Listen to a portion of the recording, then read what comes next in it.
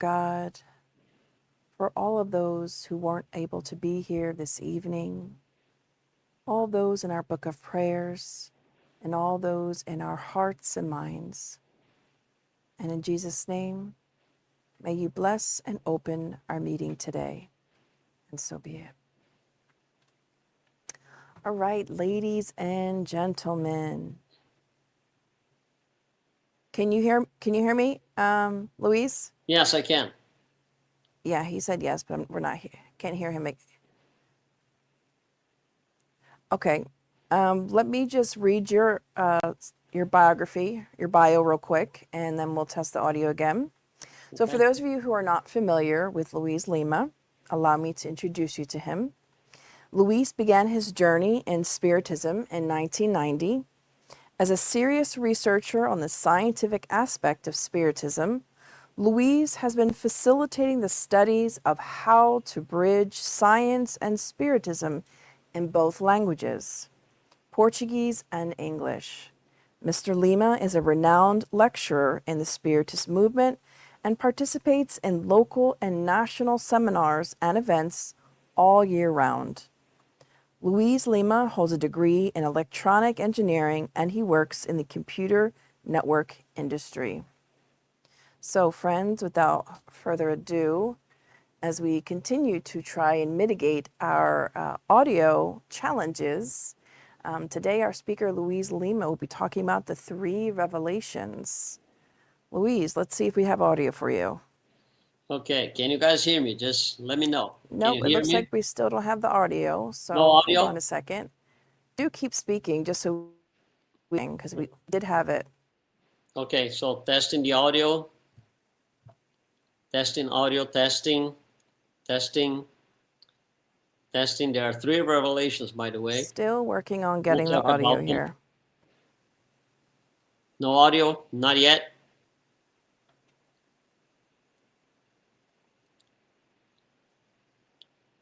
Still testing audio. Still testing. Oh, I'm almost hearing. No. Don't pay attention to that, what you see on the screen. Yeah, no, I only see myself on the screen. So testing audio. We hear you, but it's low. Hold on. We're still working on it. Okay. Testing volume. Testing connection.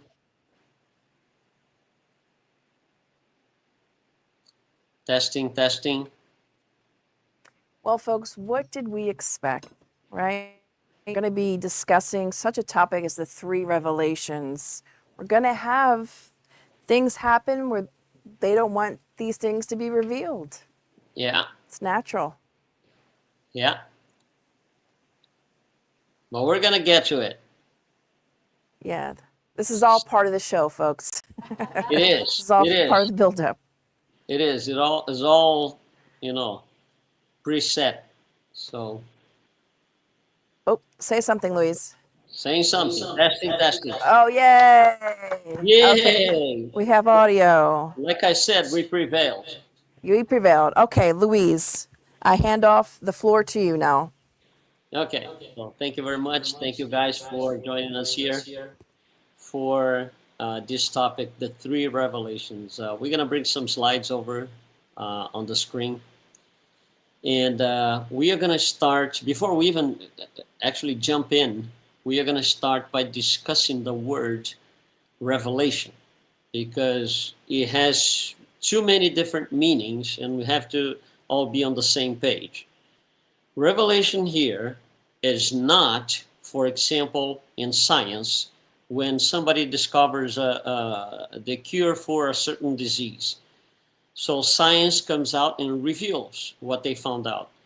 That's not that revelation. That is a discovery, because it depends on things that happened before. Science researches and, they go ahead and find something else, then they reveal the whole conclusion.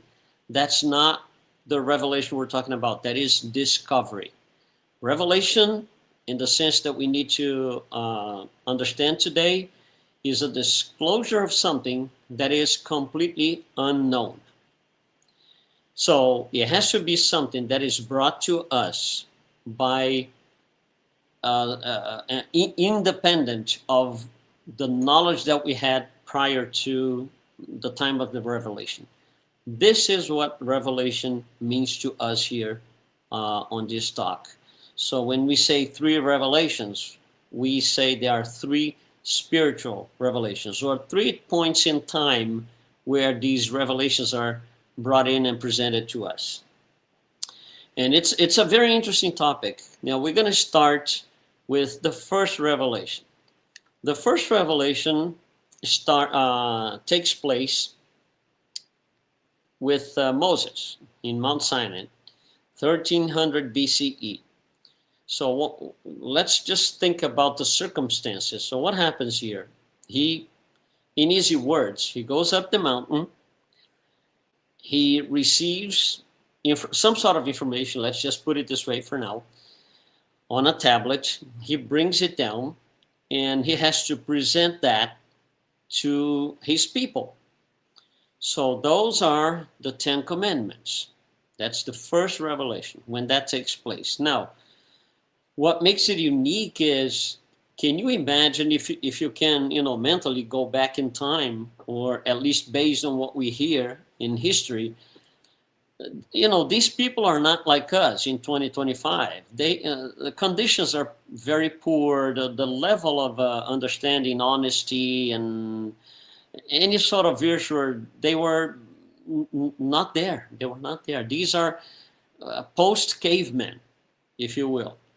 So, you're on those days, if you were talking to somebody and for some reason you disagree and the argument gets heated, the easiest thing to do is to get the sword, run through the other person's body, and that's it, done. Said and done, let's talk to somebody else. And I'll have the same thing done to me. So, killing is something common in those days before the first revelation. So can you just imagine when Moses comes down the mountain and says, those are the 10 new laws of God. One of them, by the way, is don't kill. You cannot kill, not anymore. Can you imagine what goes in the head of these people? They revolt. The first thing they say is, how come I can't kill? If I just killed 3 people this morning, and I do this every day or maybe every week or so, what prevents me from killing? You see, this is one commandment. Moses had to do with this kind of argument for all 10. So what he decided to do, what he was spiritually instructed to do is, you need to bring disciplinary laws. So in order to sustain those 10 commandments, he brings over 613 disciplinary laws. And he just simply imposes on those people. You see, there's no way that Moses is going to come down the mountain and say, listen, let's get together here to discuss these 10 things that I got here. Not a chance. So he has to come in using a more modern word, as a dictator, in the sense that we use the word today, to impose things over. Otherwise, it wouldn't work. So he comes with this general idea of an imposition. The people they simply had to accept one way or another. And the disciplinary laws were there to help sustain the values that the first revelation, the 10 Commandments, contained. So there's going to be a tremendous learning curve from day one, and it goes over and over and over until these people are more refined in their understanding of the moral laws. And there's going to be a point, like 1300 years after this, where Jesus shows up. And that happens in Judea. About the year 30 AD, that's when Jesus starts teaching his messages. And that is considered a second revelation. Why is that a revelation? Because what Jesus brings is not a consequence of any previous studies. It's not a discovery. If it had never showed up, we wouldn't know any of that. So it is a revelation in that sense. He brings things from the spirit world, from the higher realms, that we would have no chance of knowing without somebody like him coming in and tell us this is what it is. Now, Jesus changes the tone. Those 613 laws, disciplinary laws, they were in place for like 1400 years. So, it was time enough for at least part of the population to grasp and understand them. So Jesus comes, presents his message, second revelation, but he changes the tone. He no longer needs to impose anything. So he changes his tone to something that is more like he comes as this counselor. So the general idea behind the second revelation is counseling. For example, the adulterous woman, he's going to tell her, nobody, they all left, all the guys left. I do not condemn you, but, I'm going to give you a counsel. I'm counseling you. Don't do this again. He does not threaten her. He does not tell her you go to hell or something like that. No, it's counseling. He's a counselor in the very sense of the word. So he changes the tone from imposition and fear and all of that to counseling. So he comes as this great friend, this great counselor. This is 30 AD. Then there's going to be a point in time. We're going to go through this in more details. I'm just presenting the three revelations. So there's going to be a point in time where we need more than this. Things had been imposed on us. Things had been, we received counseling from, our great friend, great brother. Now we need more than that. We need something different. That's something different. That's something more advanced. Let's just put it this way, more developed, comes with the third revelation, Spiritism. You see, I'm not listing the third revelation coming from Allan Kardec, because the information does not come from him. Information comes from the spirit world. He just compiles the information. So I'm not using his name here. I'm using the general name for the Spiritism. So in Paris 1855, the third revelation comes in place. And interestingly, the tone changes again. You see, Spiritism does not prevent anybody from doing anything. It doesn't condemn anybody for doing anything. It doesn't say, this is absolutely right, this is absolutely wrong. No, it's even more than a counselor. Because a counselor can tell you, if I were you, I wouldn't do this. For example, first revelation, don't kill, period. Imposition. Second revelation, don't kill. But if I were you, I wouldn't kill. Third revelation, now you got an explanation. Don't kill. If I were you, I wouldn't kill. Because if you kill, there are going to be consequences. So these are three different layers of teachings. And that's why we call them the three revelations. And they are sitting on different levels of understanding and knowledge. We cannot, for example, try to understand Spiritism if we don't understand what Jesus brought, for example. What was his message, what he was trying to convey to the population, to all of us, actually. So the Spiritism is going to explain.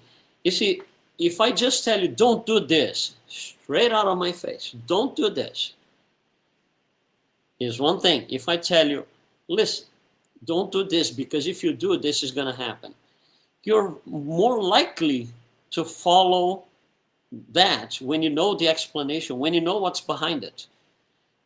Telling you don't do this, it might simply cause revolt. And but now I'm going to do it. So the third revelation changes the tone to something much more advanced, which is knowing why. Now, there's a full-blown connection between the first and second revelation and second and third. They are all interconnected. These things didn't show up as an accident. We don't have three accidents here. It's been orchestrated all up above in the spiritual plane. So let's take a look at how this thing happens, how this transition takes place, especially from the second to the third revelation. In the old days of the Roman Empire, okay, Rome and all the emperors, they were trying to expand the land that they were conquering. So they were conquering land and peoples, trying to just expand the whole empire. And they did. They did. So when we look at the map of the Roman Empire today, it's incredible the amount of land and resources they had. But by the year 63 before Jesus, by the year 63 before Jesus, two things that matter a lot to our study had happened. First is, by then, they had conquered the Greeks. Now, the Greeks, and later on, the Hebrews. So by the year 63 BC, that would be approximately 90 years before Jesus, the Roman Empire, or the Romans, had conquered the Greeks and the Hebrew. Now, one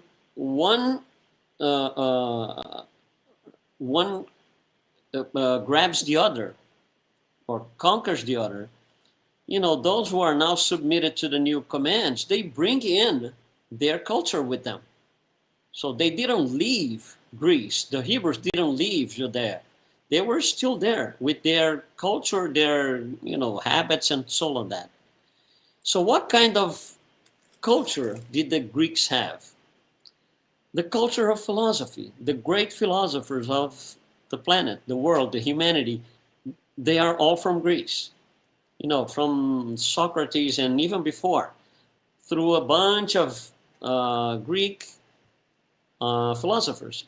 What is philosophy? Is ask until you get all the answers that you need. So philosophy is based on literally questions and answers. For example, I ask you something, you reply to me, now I got a question number 2 for you. You give me the second answer, now I got a question number 3. You give me the third answer and it goes on and on and on. That's philosophy. That's what's behind philosophy. Ask to know as much as you can. Because knowledge is, the value of life is in knowledge. That's the Greeks. So Romans conquered the Greeks, but that's in now. That now belongs inside the Roman Empire. On the other hand, the Hebrews are conquered, and what do they bring? They don't bring philosophy. They bring something different. They bring theology. What is theology? Is the belief that, God and only God is responsible for everything. And I don't have to move a finger. Everything happens in a snap of fingers, just like that. Because God decided to do, God will do, God has done. So this theology gets into the Roman Empire because now the Hebrews belong into that Roman Empire. So now we have two completely opposite things. Philosophy brought in by the Greeks and theology brought in by the Hebrews. And the Romans had their own their own belief system. So once they conquered these two peoples, Greeks and Hebrews, philosophy continues and theology continues. The Romans did not take that away. They did not end it. But they added a third leg, which is paganism. That's what the Romans were all about. So now we have three things, all happening at the same time throughout the empire. So we had philosophy, paganism, and theology. And then Jesus comes along to present us with the second revelation. And he does his work, teaches everything he knows. We know the history. And then once he's gone, once he's discarnate, what happens is shortly after that, philosophy dies. Paganism dies after about 200, 220 years. So after Jesus, the only thing that stays is theology. Under the control of a group of people called church. So the church now is ahead of humanity. Let's just put it this way because it's not a very strong statement. It is this way. the church is ahead of humanity. And the church comes from the theological leg of the Roman Empire. So theology dominates for 16, 1700 years until around the year 1750, a movement in modern day France starts with a group of philosophers. They just didn't understand why people would follow theology, which is something very dogmatic. Theology is like this: God said, it happens. God, lightning came because God wanted. That's it. Everything happens in a snap of fingers, and we don't have any control over it. That's theology at its best. By 1750, or a little bit before that, these philosophers in France starts disseminating throughout the population the idea that we have a brain. We have a physical brain here, right here inside the head. It must be good for something. We must use that to think, to ask questions. We cannot ask a single question to the church because everything is dogma, everything is dogmatic. I cannot ask, about evolution. I cannot ask about certain things. The answers don't come. So they start propagating this idea of we have brains. Let's start asking questions. So this thing really works and starts to, to bug the church a little bit. The church is now bothered because what happens here in 1750, we were able, through the Age of Enlightenment, that's what it's called, to bring philosophy back into the equation. So now, after the Age of Enlightenment in 1750, and so, which, by the way, it's going to have a heavy influence on the French Revolution of 1789. But we get out of the Age of Enlightenment with no longer theology, but theology plus philosophy. Philosophy is back in the game. And then shortly after, another thing starts happening, which is the Industrial Revolution, where we started thinking. If we think, we are not afraid to ask questions. So instead of, putting our minds on something else, we can say, what if we do this certain machine to make us, accomplish this easier? What if we have a different equipment that can help us do things? That's what the Industrial Revolution brings in its very core. So the Industrial Revolution had to have philosophy back in the game before it would flourish. After the Industrial Revolution, which did not kill philosophy, did not kill theology, so these things are still alive, but it brings a third element, and that third element is science. That's what the Industrial Revolution is a scientific revolution. And now I'm going to build machines and things, and from there on to this day, as we know, it's a non-stop. So we get out of the Industrial Revolution with these three legs, or three aspects: philosophy, science, and theology.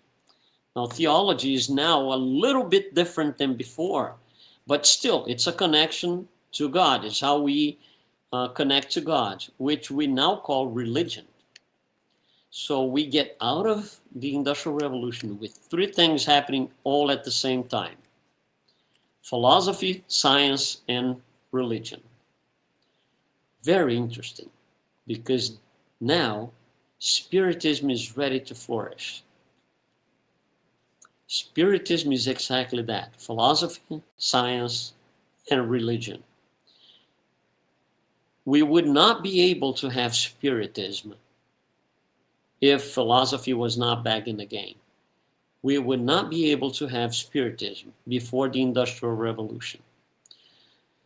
So our philosophy book, where our philosophy of life is laid, is right here on the Spirit's book.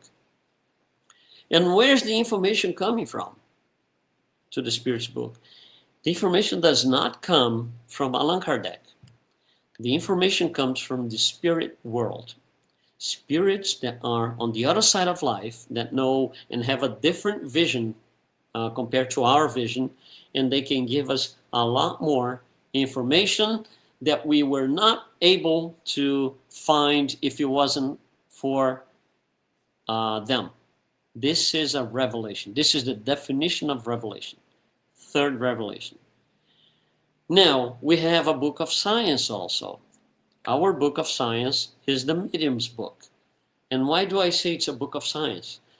Because Allan Kardec used to write this book, he used the same scientific methodology that was created within the core of the Industrial Revolution, where things had to be done in a certain way. With logic, we would need to be able to repeat things. There's a whole set of things that define that we got a method now. And that's why it was so successful, the Industrial Revolution. Kardec uses the very same method. So the medium's book is based on this scientific methodology. And our third book, the three initial books, is the religion book, which is the book that has to do with our connection and how we do things, our connection with God and how we do things, and that is the Gospel according to Spiritism. And where is the information coming from? Well, it comes from the moral of reference. You see, you can have philosophy without a moral of reference.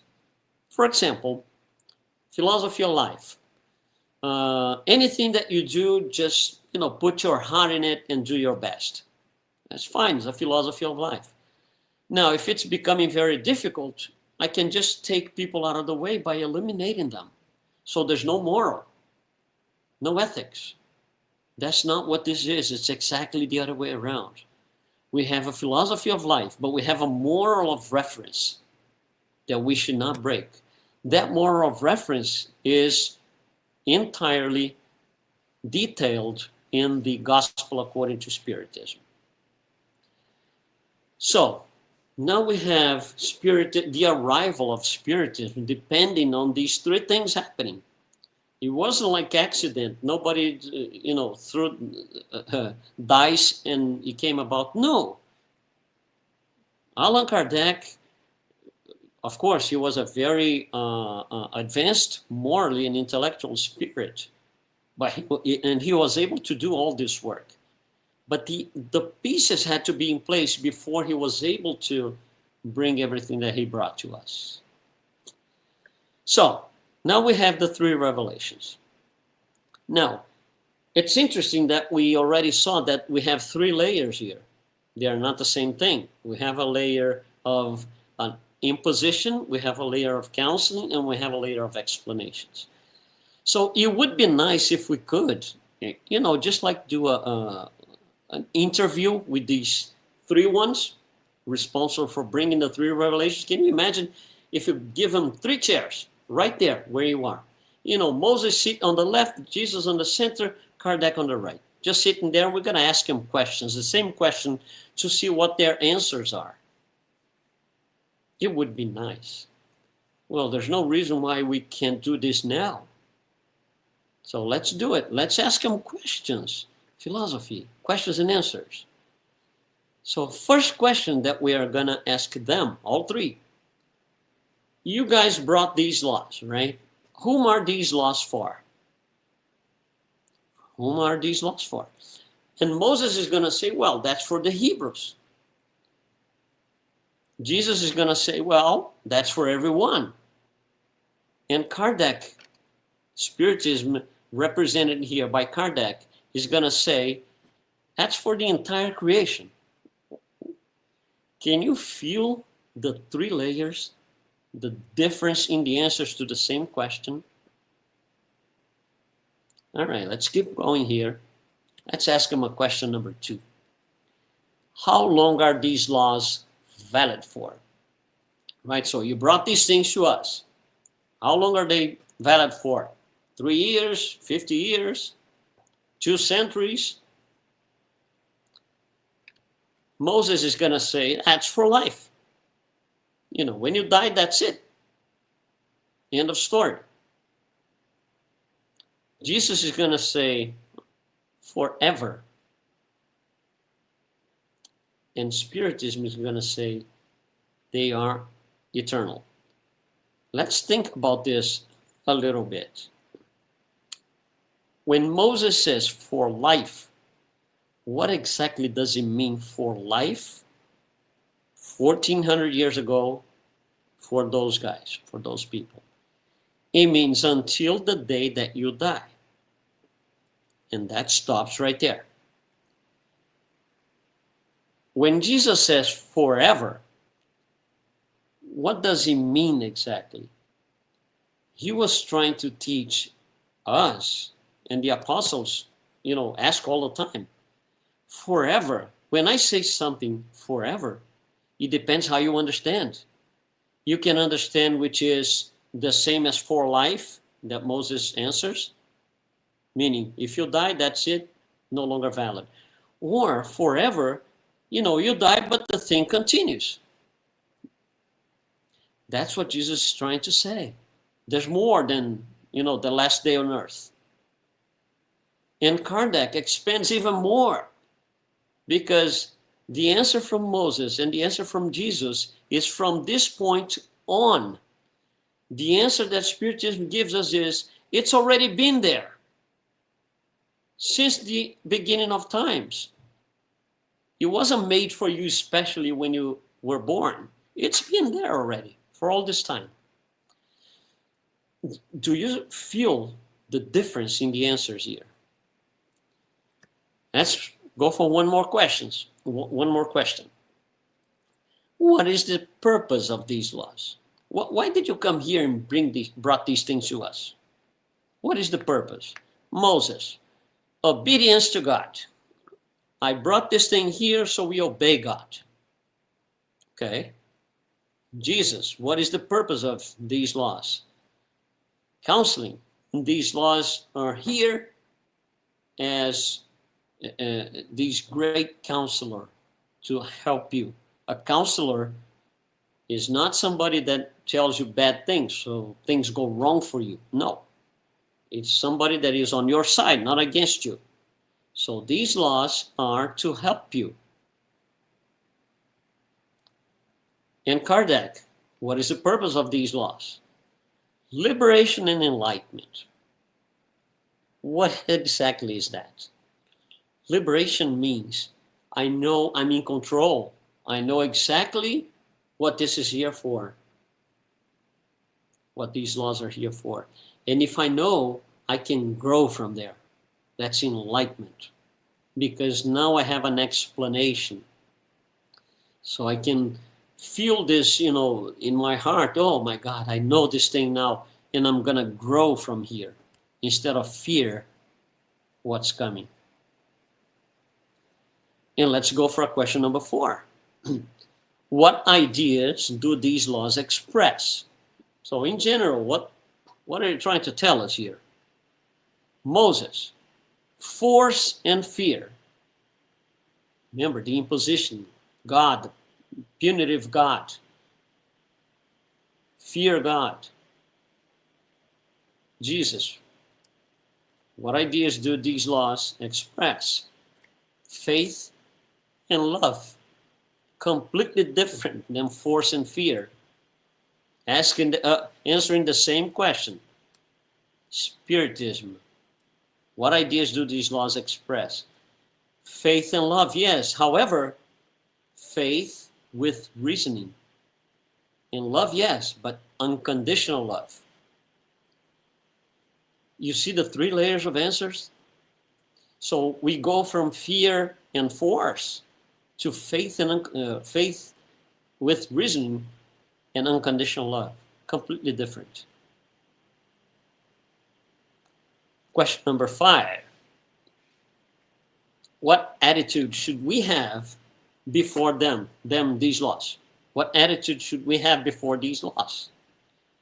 Well, Moses, submission. That's it. Submission. Don't ask, don't say a thing, just submission. Jesus, what attitude should we have? Action. You have to do something. It's more than submission. You have to do something. You know the law. Use the law in your favor to be a better person, to do better things, to help others, and so and so. Yeah? The great teaching that Jesus brought is love and charity. So move.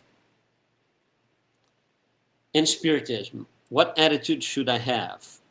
Well, action, yes. However, with responsibility. It's not just action. Oh yeah, let's do it. No, you have to consider moral standards, ethics. So action, yes, with responsibility. You do something that goes against the law, there will be consequences, and they're not going to be fun. Question number 6, how to interpret these revelations, not the law itself, but the revelation, what you guys brought. How should we interpret this? Moses, how come this is the law of God? That's it, law of God. Jesus, this is how we practice the law of God. So instead of just telling me that this is the law of God, I'm going to tell you, but I'm going to show you. And that's exactly what he did. He practiced in front of us. In Spiritism, how do we interpret these revelations? Well, we practice the law of God. However, we have to comprehend it. So this is how we comprehend and practice the law of God. So when I do things, I do because I understand, not because I'm being told to. I understand why. I understand, the consequences. So it's a whole different set of. It puts us on a whole different spiritual and emotional environment. Question number 7: how would you name these laws? So you have to summarize. How would you name? Moses, it's the law of justice. That's it, law of justice. Jesus, law of love. Spiritism, oh, it's a lot more than that. It's the law of justice, love, and charity. You see how much wider this is? How much more amplitude Spiritism brings into our minds, our hearts. And let's go for our last question here. Where are these laws written? Moses, in stone. These laws are carved in stone. Jesus, in your hearts. Parenthesis. Depending on your interpretation at the time. Heart could be an organ, a physical organ in your body formed of cells, atoms, in matter in general. If you consider heart to be this, when you die, it's no longer valid because your physical heart will not function after the last day on earth.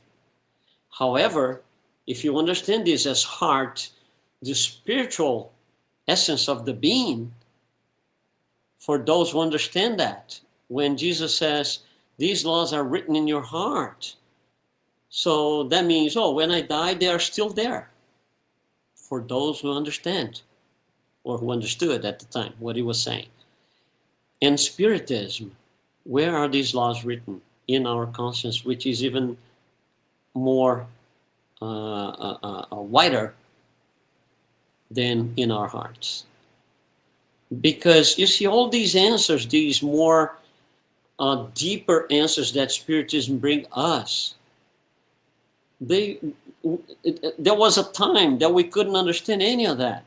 Remember, To understand the Spiritist philosophy, the Spiritism teachings and answers, we had to have the Industrial Revolution, we had to have past the age of Enlightenment, and we had to have past the, adoration for God. Otherwise, it would not make sense. We wouldn't have a spirit's book being born. So things were orchestrated in the higher realms. Well, I want to end by doing a quick exercise. Although I'm not physically there, but we can still do it. I can still give you seconds to just reflect upon it. So what I have here is the those three who brought the revelations, and 4 color schemes. Black means before the first revelation. Red means after the first, before the second. Yellow means after the second, before the third. And green means after the third. So the exercise here is about our understanding of this. How does it benefit me? Where am I in all of this? So let's say somebody comes to you and say, I am in favor of death penalty. What color do you think this person is? Black. Because the first revelation says, don't kill. So if you're proposing killing, you have not understood or even comprehended the first revelation. So you are living 4,000 years ago, spiritually. That complicates things because the planet evolves. So those people are gonna be the ones left behind. They better catch up to a more updated understanding of the religious thoughts. So if you subscribe to death penalty, you're living 4,000 years ago. Here's another one. Let's say that somebody tells somebody else this: you will pay for what you've done to me. Okay, so you will pay for what you've done to me. What color do you think this is? You see, death is not being proposed here. So it's not black. Red means you understood Moses, but you didn't really follow on or understood Jesus. So if the person is saying you will pay for what you've done, that's proposing evil, bad things to somebody else. So that is red. Jesus would never, ever say to a person, oh yeah, you're going to see what's going to happen to you, what you did to me. No chance. So this is a red statement. Here's another one. Let's say you're driving out on, say, I-95 or something, and then somebody starts, hitting the horn really hard and passes you and make jokes at you and signs at you.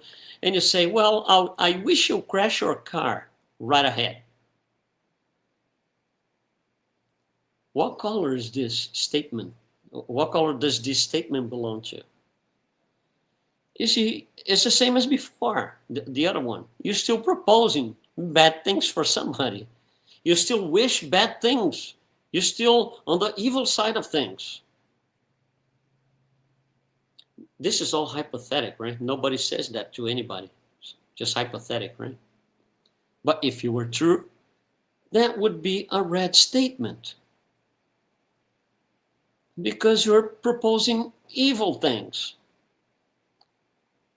You think Jesus would ever say this to somebody? No.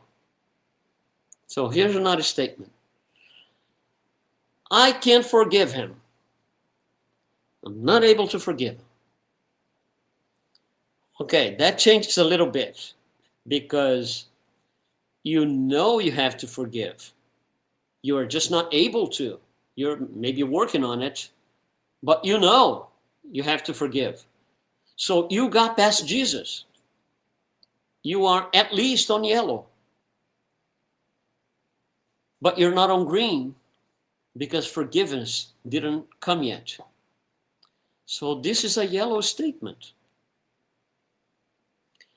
And here's the last one so we can close our talk tonight. If I tell you I am trying to become a better person, that's a clear green statement where you're responsible for what you do. Just responsibility right there.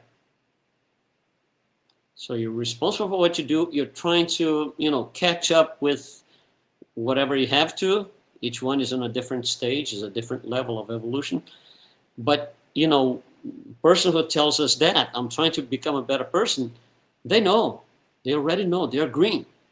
Now, becoming a perfect person, that's a different story. That's a whole different story. But you're working on it. You're on the green path.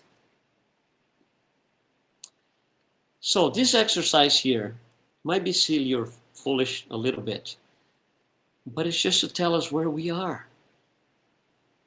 These are simple things that happen every day. We see and say these things and hear these things every day. No wonder why humanity is not on the green. Well, I wanted to thank you for joining me tonight. Thanks so much for, listening to me, having me.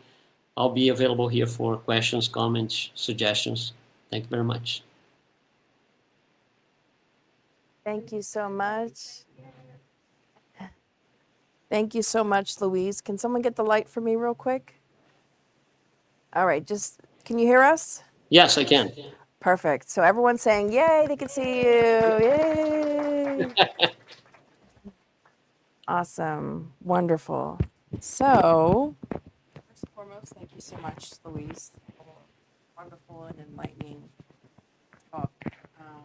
You're breaking up a little bit. Oh, sorry. Thank you so much for the wonderful talk. And I would like to open up for some questions, Sure.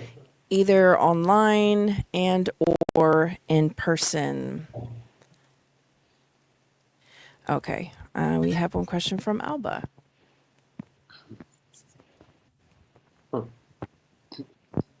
Hello, Luis. Can you hear me? Yes, I can. Alba here. Yeah. Thank you so very much. Such an enlightening presentation and very didactic. Thank you for the colors and the graphics. As we progress as humanity, right? Moses came when we were ready. Jesus came when we were ready. Spiritism came when we were ready as a humanity in progress. As we move to the new level, do you think it is necessary for us for a new revelation, for a fourth revelation? Well, if you think about one of the statements in Spiritism, it tells us about something which is perfection, where you reach the goal. That is what perfection is.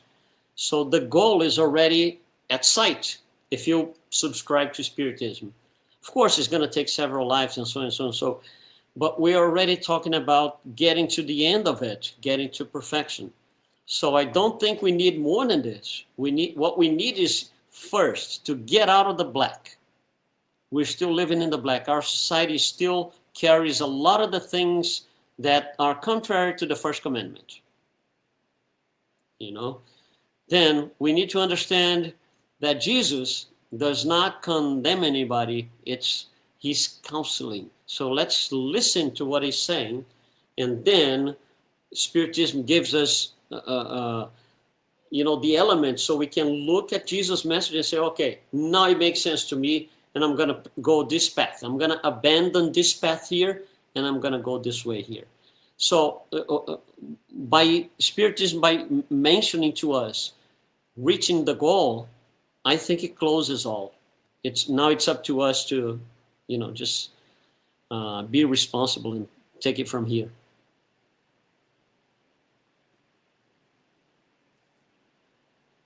Great question and fantastic response. Anyone else?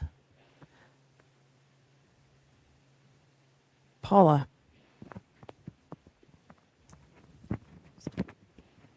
Hello? Hi. I'm always amazed this works. Thank you for your talk. It was really well organized, and I appreciated all the threads that you wove throughout everything and the make believe conversations. I just want to follow up on your describing the people during the time of Moses and was curious how you would describe the people during the time of Jesus. Okay, the people in the time of Moses, they were, I think I used this term in my talk, post-caveman. So very still barbarian, nothing matters. Let's just kill, let's just full destruction. At the time of Jesus, it wasn't so much of that. We had, although it was far away from being perfect, of course, but at least we had layers in our societies or in those societies in those days that would organize things. For example, in Judaism itself, we had the Sadducees, we had the Pharisees, we had the scribes. That defines the level that we are with your knowledge. Of course, there were, Pharisees were doing wrong things, Sadducees also, but it's an attempt. It's an attempt. It's not what it meant at the time, but what it meant when it was created. It was an attempt to organize the society in such a way that, we don't go back to 1400 years prior to that, which is the time Moses came. So it was a more organized society, much more than before. That's how I see it.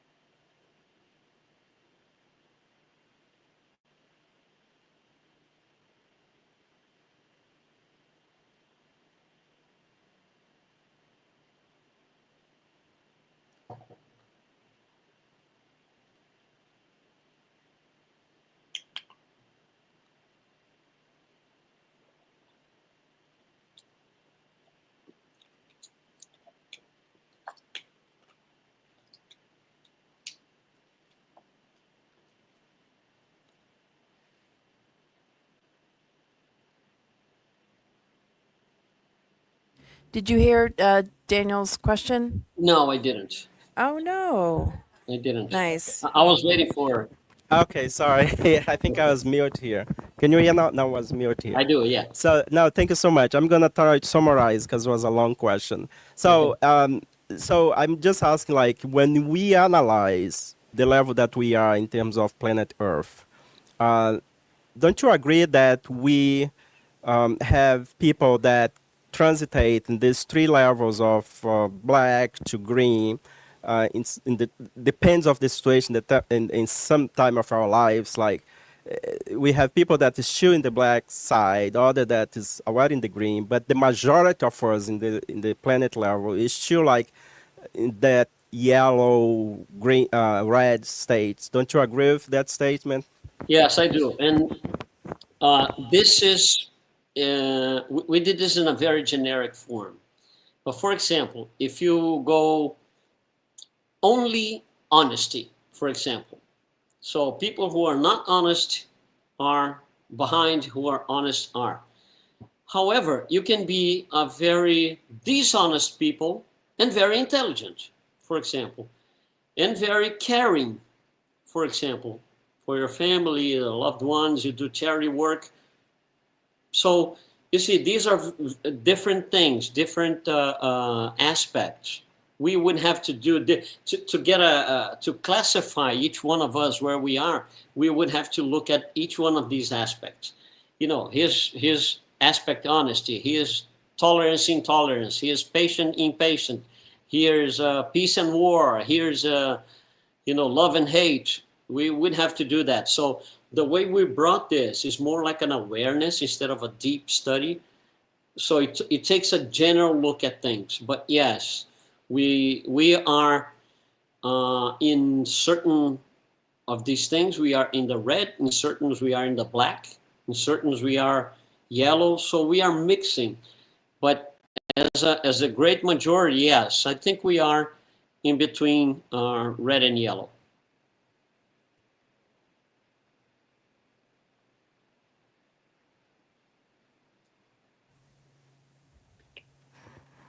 All right. Well, Luiz, thank you so much. It's always a pleasure and a blessing when we get a chance to have you with us. Apologies for the tech issues. That comes with the territory, right? Yeah. But we'll be in touch. We'll Sure. reach out after here. We're going to do our final prayer and visualization here. But thank you once again on behalf of the Spirit Society of Baltimore for being here, for sharing this beautiful talk with us. It is what a blessing is all I can say. Thank you. So with that, I'm going to ask someone just to get the light for me. And we will cue up the music. And we will be able to tune our minds once again.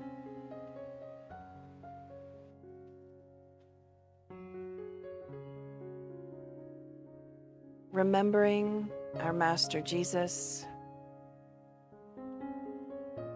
Recalling all the amazing teachings and lessons, but most importantly, the love that he bestowed upon all who crossed his path. Even now, he sends us this warm embrace, these healing vibrations to one and all. Dear God, may we be open to receive these blessings, knowing that we are worthy children of God, destined for joy and happiness, for plenitude. May we take steps in the direction to better ourselves, armed with courage, humility, and all the virtues. With a happy heart, every day we are able to wake up and are blessed with another day of loving, of learning, and of growing. We thank you, dear God, dear Spirit benefactors, for blessing us with the technology to be able to have our friend and brother, Luiz Lima, with us, although far away, and yet still be able to hear the blessed words of this gospel. Dear God, we pray not just for us and for those connected to us, but globally for our planet, for all of our brothers and sisters across cultures and lands. We pray that more and more our souls may be united in brotherhood and sisterhood, with a universal love.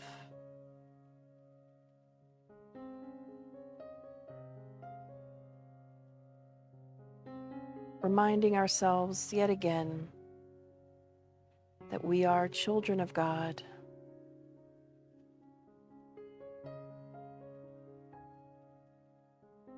And you call to us every day to be better than we were before, embracing us always with your love.